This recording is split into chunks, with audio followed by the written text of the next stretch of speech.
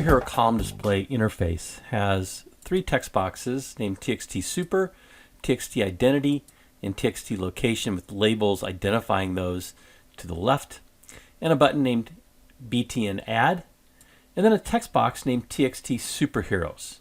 We'll use the PadRight method of the string class to put our information in nice neat columns.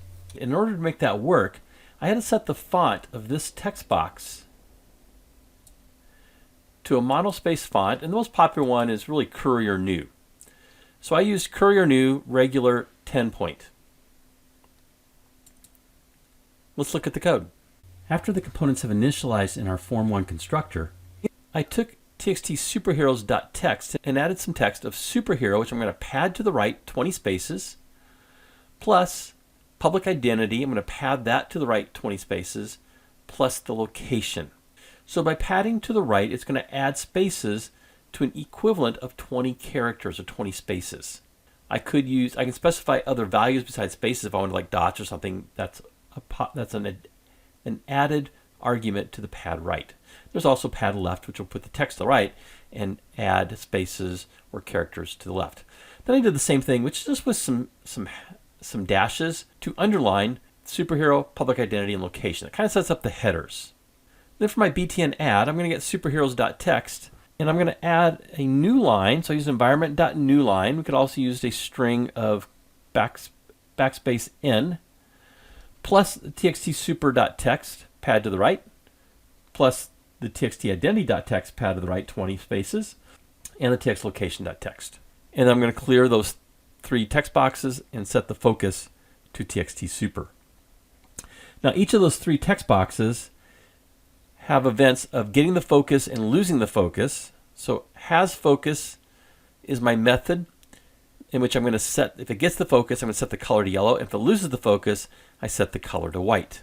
And so the events for each of those that I'm handling is enter, I call it has focus, and the leave event, focus lost. And that's the same on all three of these. Now up here you notice that I have a method called demo, and I just simply did this to show the values that could be there. So if you wanted to pre-populate this, you could. We haven't really talked about doing additional functions yet, but this is a function that I simply named demo, and it executes this code when it's called if I were to uncomment that out. So just to demonstrate that, I'm going to go ahead and uncomment out. Let's run it. You notice I got those values pre-populated into my text box. Here are the headers, those three strings, and then the dashes underneath of those to kind of set them apart. If I add a string here, so my superhero name is Coding Genius, the identity is Prof H, and the location is SMCC, it adds that to my list box here in those columns. So if I come back here and comment that demo function call out and run again, this is a great way of doing some testing, is write a function that does something for you that you can then just comment out and not have it be part of the actual application when you distribute it. So I no longer get the pre-populated information here. We want to make sure the program still works.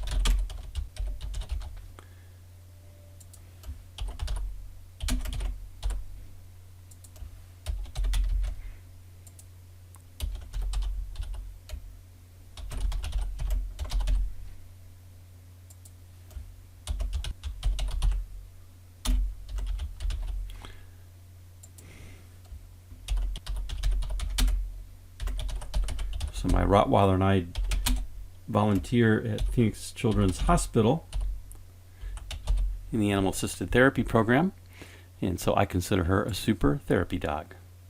Our program works. That's my code review. If you just jumped into this video, you can see all the videos from the C# Xamarin Programming Cohort playlist by clicking on the image in the lower right. And if you'd like to be alerted to future videos that I create, you can click my picture up in the top right and subscribe to the channel.